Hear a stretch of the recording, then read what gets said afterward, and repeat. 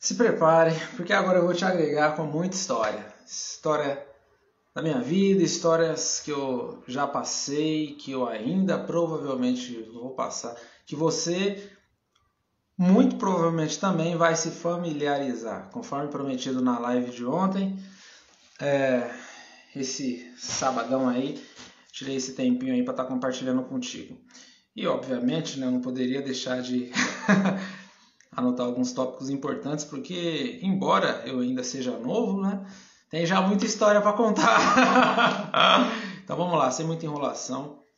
Quando eu tinha primeiras lembranças que eu tenho da minha vida foi quando eu estava com 2 aninhos de idade. Tem pessoas que têm lembranças, né, com idade tão tenra assim. Eu lembro da minha avó já falecida, minha avózinha Ambrosina, ela brincando ali, cheirando a minha barriguinha. Eu lembro que quando eu morava em Minas também tinha uma galinha que era manca. Então, assim, memórias bem sutis, sabe? Bem frágeis, assim, que tá lá no meu inconsciente. Enfim, só para não deixar passar batido, porque é algo especial para mim. Então, o que você tira disso? Não deixe sair da sua memória coisas que vale a pena, sabe? Pelo menos faça um exame de consciência e tente buscar lá no mais profundo do seu inconsciente coisas que talvez possam te fazer feliz ou dar um sentido de fato à sua vida. Muitas vezes a gente precisa de um profissional para nos auxiliar a nos encontrarmos, né? A fazer essa anamnese.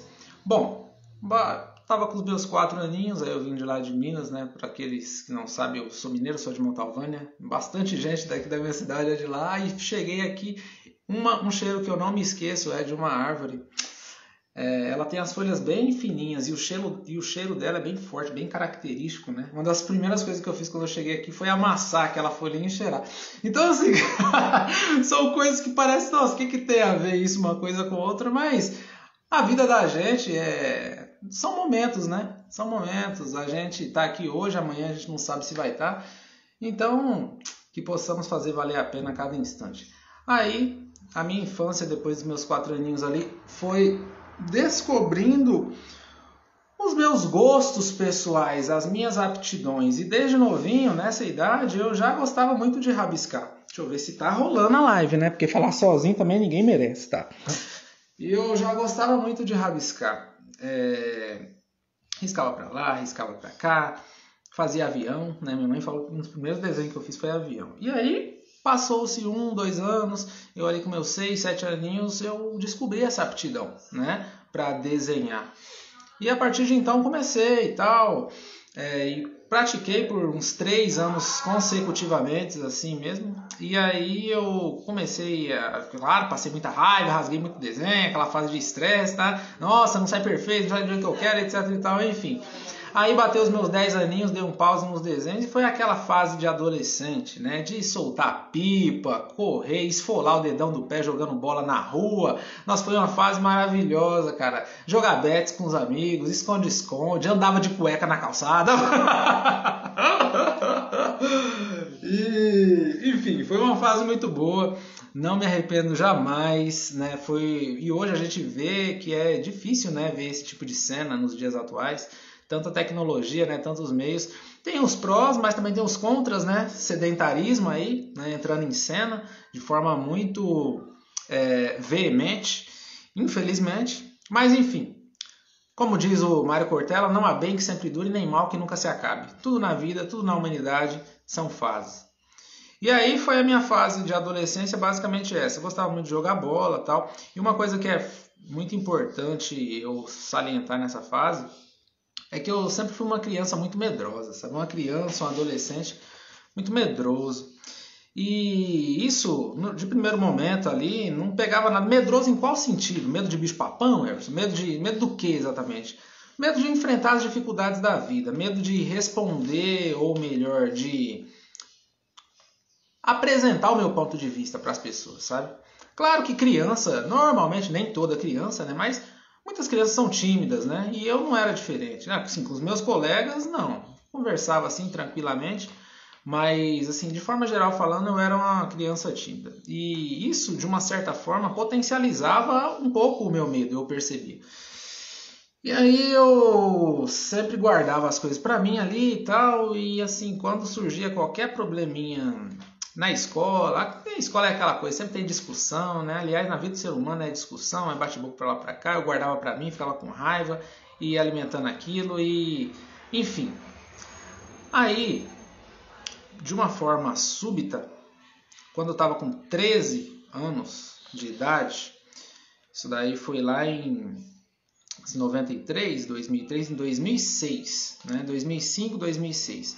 Tava com os meus 13 aninhos de idade e aí eu falei assim, não, eu preciso, na realidade, foi algo que me veio na minha mente. O que eu vou falar aqui agora, se você tiver com criança, se você tiver em família aí, se prepara que vai ser um assunto não muito confortável de ouvir, tá?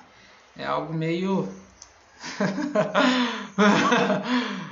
algumas besteirinhas, mas eu vou falar porque eu acho muito importante, tá? Mas já se prepara, tá? Tava com meus 13 anos de idade e nessa fase, a época da puberdade, né? Nesse nicho aí. E aí eu sempre masturbação para adolescentes, né, é uma coisa normal. Homens ainda, né, do sexo masculino é uma coisa normal. E eu tinha eu falei que não é uma coisa tão legal, mas enfim, eu acho muito importante falar isso, porque isso tem tudo a ver com quem eu sou hoje, com a minha vida de forma geral, certo? E aí eu tava me descobrindo, né? Tava me descobrindo. É uma fase em que os hormônios estão à flor da pele ali, sabe? O estirão ali, fase do crescimento. E o ponto que eu toquei anteriormente, eu me descobri todo dia. E muitas vezes, várias horas por dia. Via qualquer rabinho de saia, nossa, aí você já viu tudo, né? E aí, claro, de uma forma em casa, né? Tudo no banheiro, enfim, não preciso detalhar muita coisa. Mas enfim, só para resumir essa questão, porque também não vale entrar com muita coisa, eu falei assim, quer saber de uma coisa? Eu vou falar um palavrão aqui, tá? Então se prepare. Mas foi bem o que eu falei. Aliás, a minha vida particular é cheia de palavrão. Eu me xingo o tempo inteiro. Porque eu sou uma pessoa assim, que pra funcionar a coisa comigo... Ixi, se alguém entrou aqui nessa hora na live e não ouviu o que eu disse, desculpa aí, tá? Desculpa que vocês vão ouvir aí, mas... É o seguinte, não dá pra pausar também e continuar. Então, quem tá entrando aí agora, se prepara que eu tô falando coisas não muito confortáveis, tá? Se tiver com criança aí, se liga. Então eu... O que eu tava falando mesmo? Perdi o raciocínio. Tá, eu falei assim, eu falei que eu vou falar um palavrão. E eu falo, sabe? É claro que pra falar assim em lives com frequência, não, lógico que não, até porque fica meio, né? Mas pra mim, eu me xingo quando eu vejo que eu tô fazendo corpo mole pra alguma coisa, quando eu vejo, ixi, e funciona comigo, funciona, né? Aí eu falei, eu com 13 anos de idade, vai tomar, quem manda nessa porra sou eu, caralho. Fiquei puto comigo e falei, sabe? Então eu decidi pra mim, eu não vou mais fazer isso. Isso não me controla. Eu lá com 13 anos, eu lembro disso fácil. Era mais ou menos uma tarde assim. E eu falei, eu não vou mais fazer isso. Na realidade, eu vou parar com isso, né? Masturbação, enfim. Só que pra você parar com uma coisa que você tem costume, ou melhor, um vício, né? Não é fácil, não é fácil. Hoje aconteceu algo enquanto eu estava viajando, muito, só que isso vai ficar para uma outra ocasião. Nem vou falar o que foi, mas que me fez lembrar disso também. Mas vocês vão saber em breve. E aí eu falei, eu vou parar com isso. Mas todo começo é difícil. Só que nessa fase, por que isso me veio na cabeça? Enfim, é um outro departamento de conversa também, tá? Mas não foi por mim sozinho que eu decidi. Eu sempre fui uma pessoa que eu quis ter autocontrole. E já começou ali. Aí eu comecei a fazer não apenas, vamos supor aí, fazia 5 vezes por dia, você fazia 4, entendeu? Você fazia 4, aí passou mais um dia, 3, e foi uma coisa progressiva. Até que eu falei assim, não, vou ficar uma semana sem fazer isso. Beleza, fiquei. Não, mas quer saber? Você não me controla, não. Casa do cara, e fui me xingando e... Isso não me controla. Vou ficar agora 2 semanas. Fiquei 2 semanas. Entendeu? Não, vou ficar 1 mês. Fiquei 1 mês. Aí ele falou, quer saber? Eu tô no controle da situação, ficar 1 ano sem fazer isso. Só que aí nesse 1 ano, acredite se quiser, tá? Você não é obrigado a acreditar em nada. Dos meus 13 anos de idade até hoje, aos meus 29 anos, eu nunca mais fiz isso. Everson, mas isso é uma coisa normal, uma coisa natural. Acredite no que você quiser, assimile para a sua vida o que você quiser. Eu respeito a opinião de cada pessoa, a sua. Mas eu sou uma pessoa cristã, católica, apostólica, romana, e a minha religião, isso é pecado, certo? Não tenho nada contra nenhuma. Só que o detalhe é o seguinte: eu, com essa minha idade, com esses 3, eu não estava fazendo isso por Deus, nem por nada de religião. Na realidade, eu tinha vergonha de tocar em qualquer coisa de religião quando eu estava com essa idade, entendeu? Eu não tocava. Eu estava fazendo isso na minha cabeça porque eu queria provar para mim que quem manda nessa merda sou eu. Entendeu? Não é a minha vontade. Quem manda sou eu. E eu provei pra mim, entendeu? Só que eu não tenho dúvida de que foi, de alguma forma, Deus me trazendo por caminho. Porque assim, meus pais sempre me levaram também na igreja. Então, talvez de alguma forma... Só que eu não gostava, eu tinha vergonha, né, de tocar nesse assunto. E é normal, vamos dizer. Porque de fato as pessoas, ainda mais hoje em dia, né? Onde é um tabu falar que é virgem. Obviamente que eu sou, entendeu? Porque se eu não faço nem isso, ainda sexo, esquece. Não, 29, eu vou fazer 30, e não tive relação até hoje. E com todo gosto eu falo isso, cara, porque oportunidade não me faltou. Oportunidade nunca me faltou. Inclusive, se eu quiser fazer em qualquer momento, cara, pra mim não é difícil. Quantas oportunidades eu já tive, falar do jeito que eu falo, as pessoas que eu conheço, coragem do jeito que eu tenho. Nossa, pra mim seria a coisa mais... Não vou também menosprezar tanto, né? Tem mulher que é difícil. Mas enfim, se fosse o caso de eu querer me entregar a isso, não teria problema nenhum. Eu sou o que eu sou hoje por opção. Aqui que tá. Eu sou o que eu sou hoje por opção.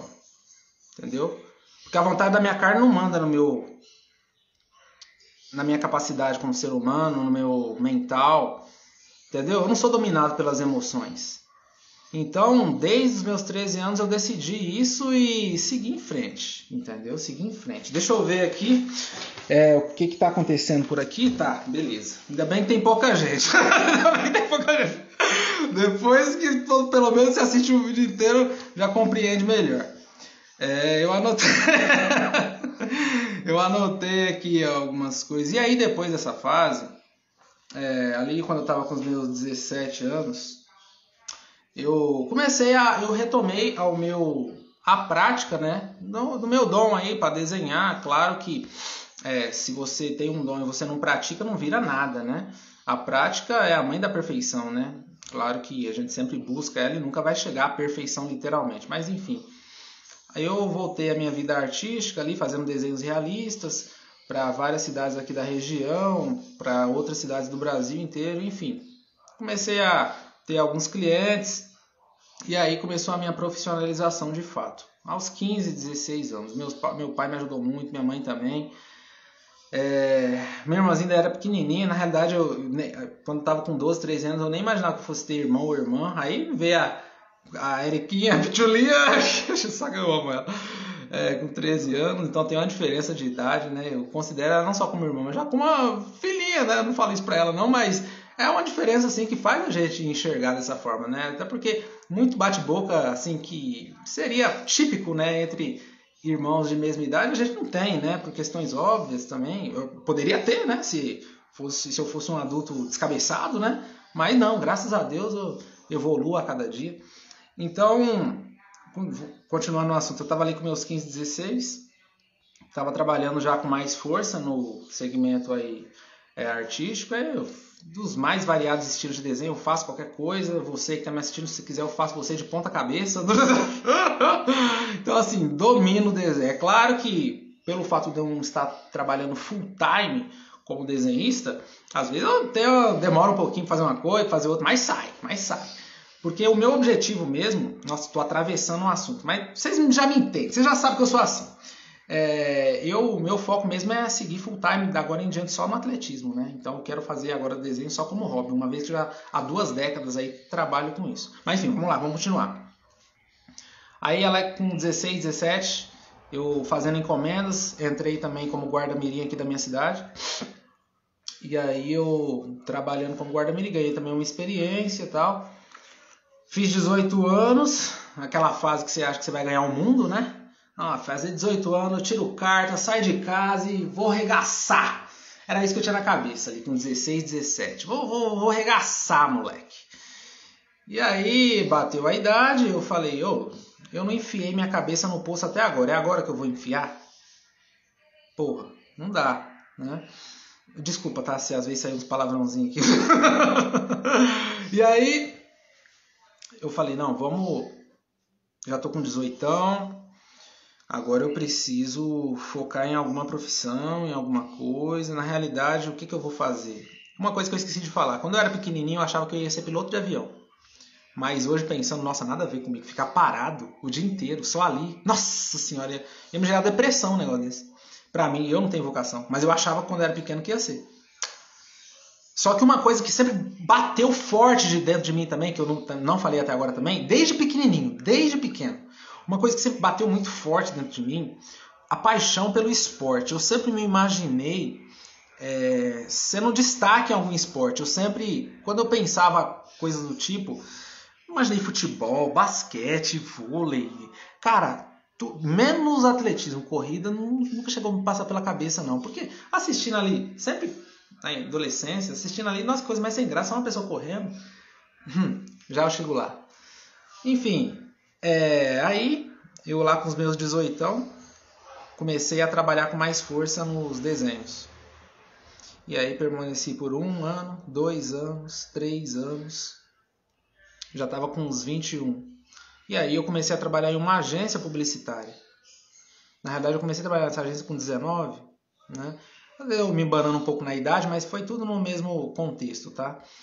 Deixa eu ver se tá gravando, porque falar sozinho às vezes esse negócio buga.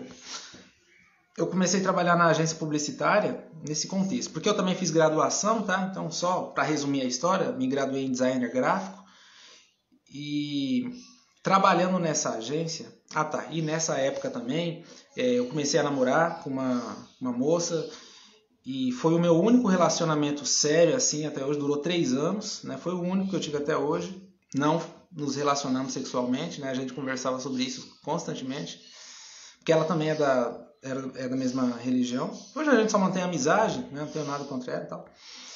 E sou muito bem com a família dela também, a família dela com a minha. Enfim, foi um relacionamento bom, né? Mas aí acabou, porque tinha que acabar depois que acabou a faculdade, né? Mas não foi por isso, lógico que não, mas porque não bateu mais, né?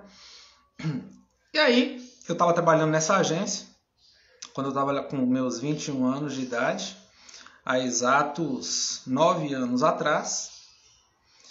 Trabalhei por 1 ano, trabalhei por 2 anos, aí já estamos falando de 2015, lá em 2015, meados de 2015, 30 de junho de 2015, para ser mais exato.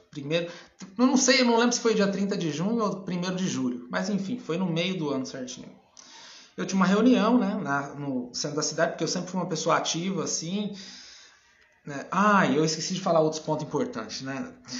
Assim, eu vou falando e vou esquecendo de pontos importantes. Calma aí, já eu continuo dessa parte para lá. Mas deixa eu voltar a fita para falar coisas de como eu mudei esse meu medo, né? Eu falei antes que eu era uma criança medrosa, né? Uma criança medrosa, um adolescente medroso, tinha medo de tudo. E aí eu ali com meus 14, 13 anos, eu falei, não, tem que mudar, tem que parar de ser medroso. E aí eu falei, não, vou dar um basta. Vou dar um basta, não vou mais ser assim. Eu apanhava na escola, apanhava assim, nunca sofri assim, bullying sério, sabe? Sério não. Mas dava tapa assim na minha cara, assim, eles levavam no tom de brincadeira, mas eu não gostava, sabe? E o pior é que eu, pelo fato de ser medroso, de apanhar ali e tal, sempre ficava na retaguarda. Às vezes alguém falava uma bobeira pra mim, eu ficava quieto, né, com medo também. Aí eu dei um basta. Ali na minha adolescência eu falei, não, dei um basta. Foi onde eu pulei da água pro vinho, entendeu? Falei, não, parar de ser assim. E aí do dia pra noite, fechei a cara e falei, é o seguinte, agora ninguém mais mexe comigo. Aí 2 pessoas, colega de sala assim, que sempre se engraçavam pro meu lado, hoje não tenho mais nada contra essas pessoas, né? rezo por elas e admiro, né, quem elas se tornaram também hoje, pessoas muito legais. Mas faziam uma graça comigo, e aí eu falei, não, chega. E na educação física, né, jogando bola, fez graça uma vez, fez graça outra vez. E aí na terceira eu já cheguei lá e meti um chute, assim, a pessoa caiu assim. E eu, na hora, eu fiz isso. E a pessoa não esperava que eu fosse fazer. Eu sempre fui medroso, sempre caguei pra ela. Não esperava e tipo, ficou parado, assim, paralisado. Viu que eu me tornei diferente. Isso foi com uma primeira pessoa. Com a segunda pessoa, eu tomei basicamente a mesma atitude. Só que não chegou no extremo assim de agressão, né, mas tomei a mesma atitude. Aí, em um outro momento, tava tendo uma exposição na escola. Olha só como que foi minha vida, assim, né? Eu tipo, mudei assim de uma forma bem radical mesmo. Tava tendo uma exposição na escola que todo ano tinha. Aí toda vez que eu ia para apresentar essa exposição, que durava ali uma semana, tinha um outro grupinho que eu nem conhecia, um grupinho mesmo, de uns 5, 6. E eu, basicamente, eu sempre tive uns amiguinhos assim, de conversar, mas assim, gente que colava do meu lado para me defender, para fechar. Sabe quando tem as ganguezinhas? Não, eu nunca tive isso. Então, até por isso também que eu ficava sempre com um pouco de reserva. Porque, pô, se eu fizer qualquer coisa aqui, ninguém vai estar, assim, literalmente aqui pra fechar comigo, tá ligado? Então, eu também ficava meio assim, né? Mas aí, nesse dia, doido, depois de já ter decidido isso, eu tava indo lá, né? Aí, tinha um rapazinho, tava com um grupinho, né? Se sentia todo, né? Porque o grupinho e eu sozinho. Aí, mexeu comigo, não sei o que tem lá, me chamou alguma coisa que eu não gostei. Primeiro dia, não falei nada, segui. Segundo dia, falei nada, nem virei, segui. Mas no segundo dia eu já fui decidido.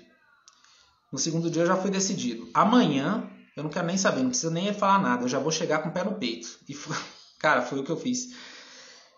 E o que, hoje, lembrando dessa situação, claro que foi errado. Disso, eu me arrependo, não precisava ter feito isso. Mas, ao mesmo tempo, foi algo que mudou, sabe? O meu jeito de ser. É complicado isso, sabe? Falar sobre isso. Porque da mesma forma que eu sei que foi errado, que não é a melhor forma de...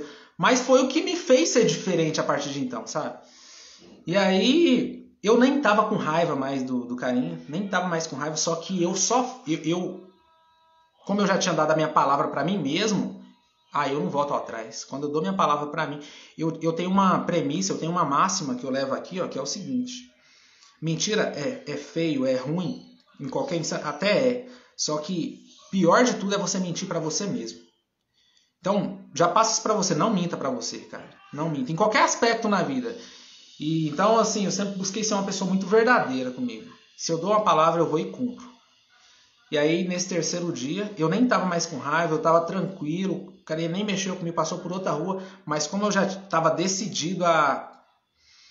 Do jeito que eu cheguei na escola, tava lá ele, o grupinho, já fui pra cima e aí já começamos e tal, sou pra lá, sou pra cá.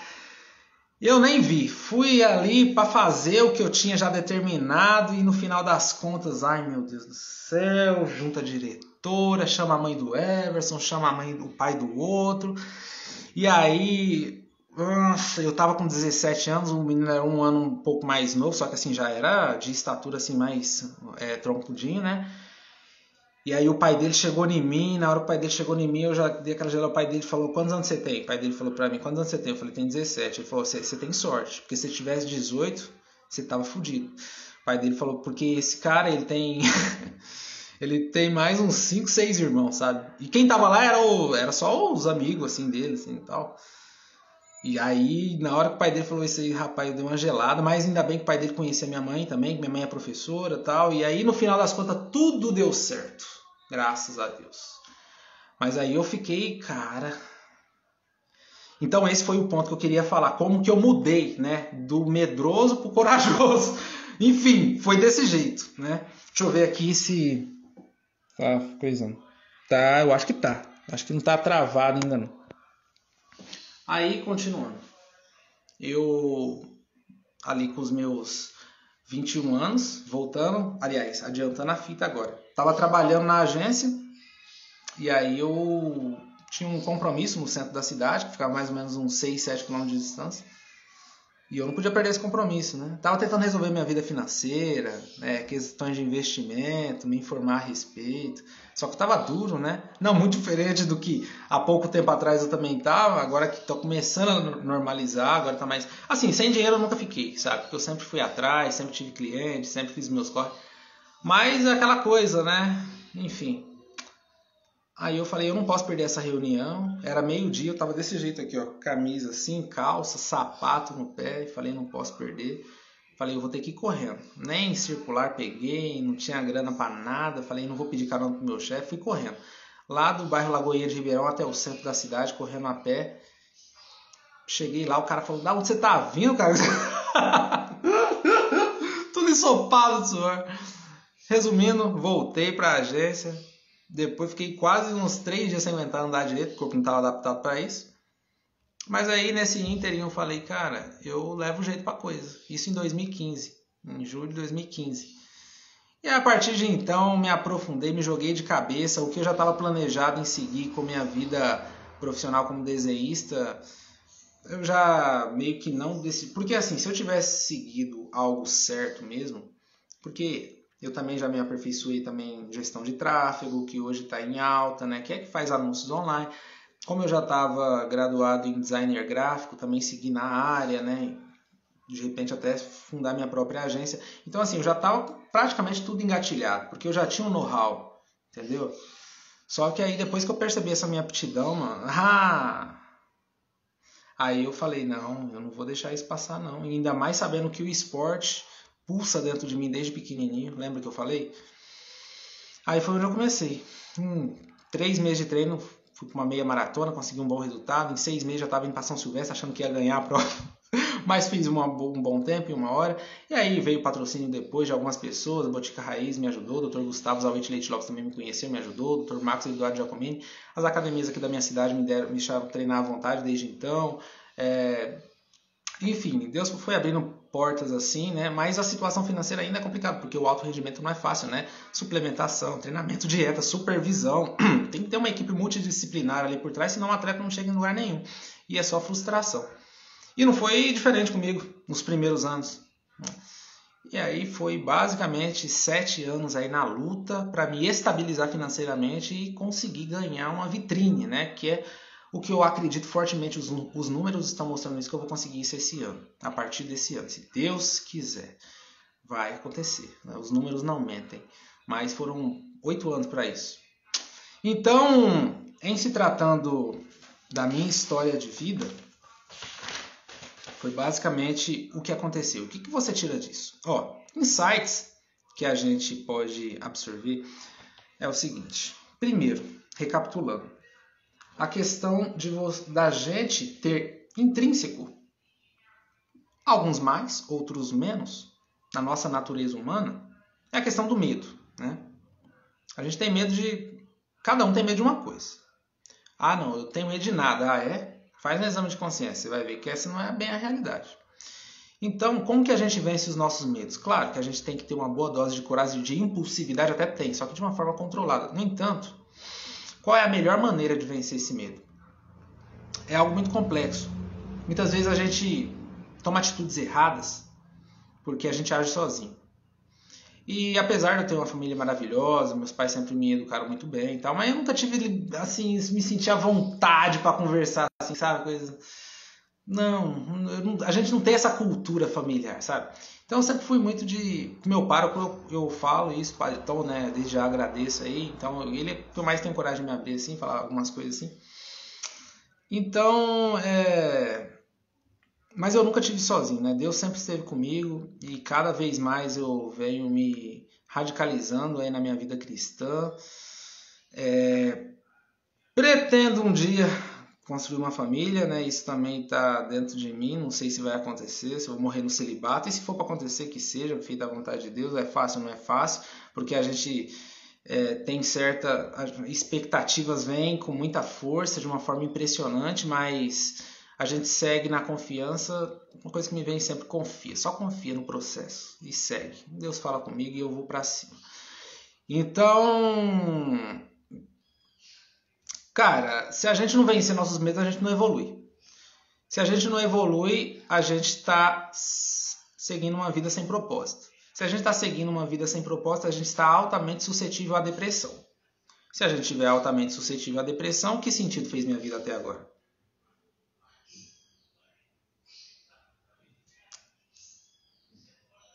Espero que tudo isso sirva para você.